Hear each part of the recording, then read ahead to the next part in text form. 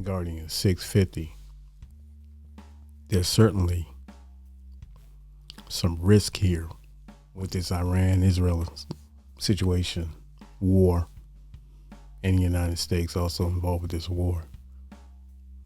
You can call it what it is. Israel don't do anything like this unless they got the backing of the USA. So call it what it is.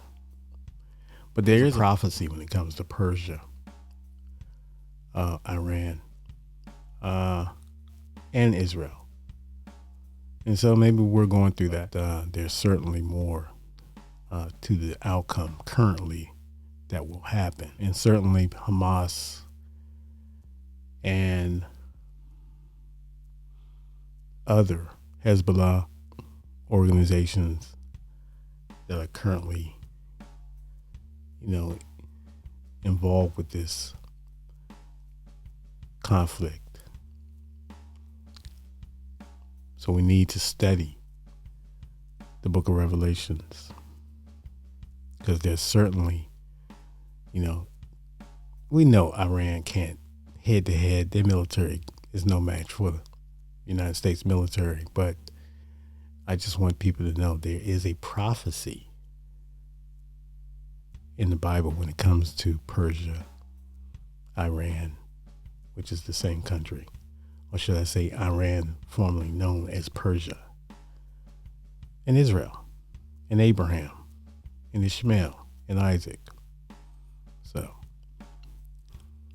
let's study this so we can be prepared for whatever outcome they may be while we're still here.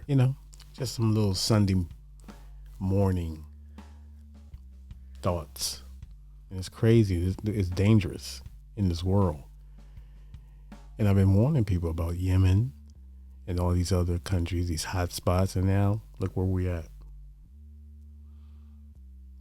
I can't totally blame Donald Trump, because every previous administration has tap danced around this Iran situation.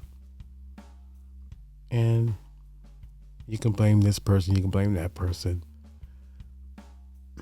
but you can't scapegoat the fact that the United States, at the end of the day, caused this situation as far as where we're at right now. Iranian and Israeli diplomacy right now, lack thereof.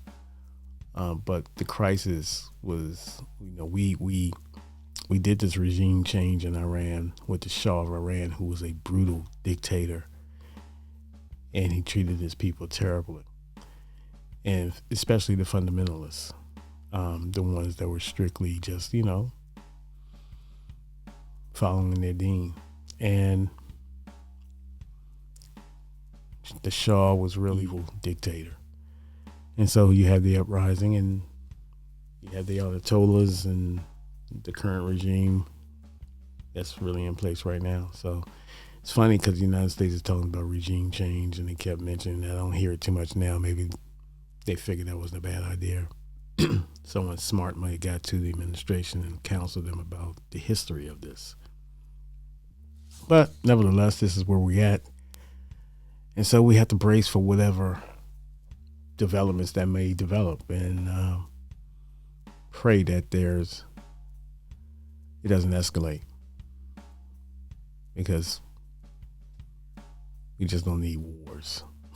You know what I'm saying? We need diplomacy, and that doesn't always work. And I get it. Sometimes you have to force people's hands, but what's good for the goose is also good for the gander. Vanguardian 650. Peace.